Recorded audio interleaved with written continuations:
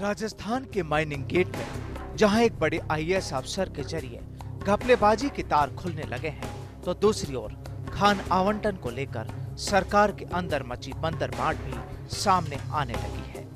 इसके जरिए एक बात तो साफ है कि खान नीतियों को सिर्फ रसूखदारों के हक में तैयार किया जाता है, वरना प्रदेश में प्रत्यक्ष या अप्रत्यक्ष रूप से 80% खाने नेता या फिर अफसरशाही के नाम दर्ज नहीं होती।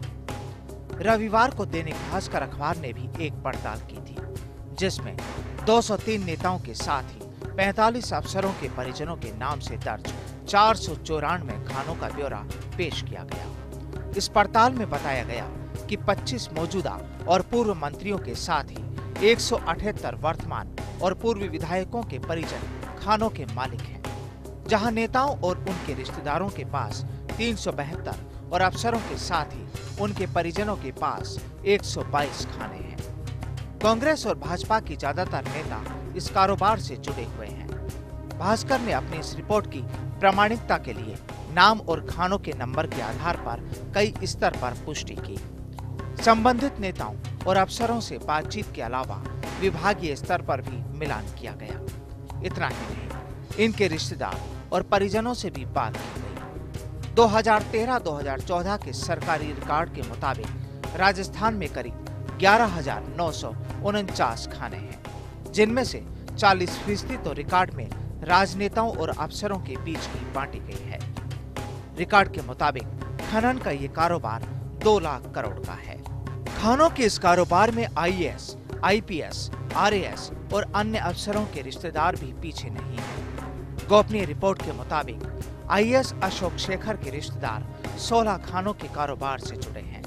हालांकि अशोक शेखर का कहना है कि उनके पास कोई खान नहीं है, तो पूर्व आईपीएस ब्रजेंद्र झाला और उनके नजदीकी लोगों के नाम पर 7 खाने दर्ज हैं। खनन के इस कारोबार में सांसद और विधायक ही नहीं, बल्कि जिला परिषद, नगरपालिका स्तर के नेता और उनके रिश्तेदार भी शामिल हैं। जाहिर है 40% खानों का आवंटन अगर रसूखदारों के बीच किया गया है तो बात चिंताजनक है।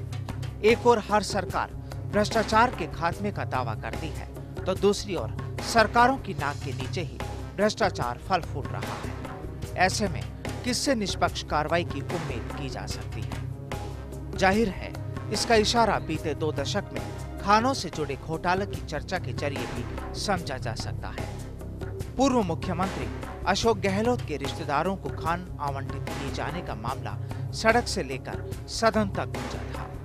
वहीं पूर्व मंत्री रामलाल जाट और लक्ष्मी नारायण दवे के समय में भी खानों को लेकर विवाद हुए थे। विधानसभा के हर सत्र में खानों को लेकर शोर शराबा होता आया है। चित्तौड़गढ़ दुर्ग पर मंडराता खतरा भी इसका इशारा करता है, तो अरावली में रोक के बावजूद जारी खनन भी इशारा इसी ओर करता है। तो क्या ऐसे में क्या समझा जाए? सियासी साहस की कमजोरी के कारण भ्रष्टाचार बढ़ा है? क्या खान आवंटन में नेता और अधिकारियों की मिलीभगत रहती है? क्या संपत्ति को लेकर झूठे शपथ पत्र देने वाले नेताओं और अफसरों पर कड़ी कार्रवाई होनी चाहिए? और क्या नेताओं और अधिकारियों की संपत्ति की स्वतंत्र जांच एजेंसी से जांच होनी चाहिए? ऐसे सवालों की फहरिस्त तो लंबी है, पर क्या कार्रवाई हो पाएगी?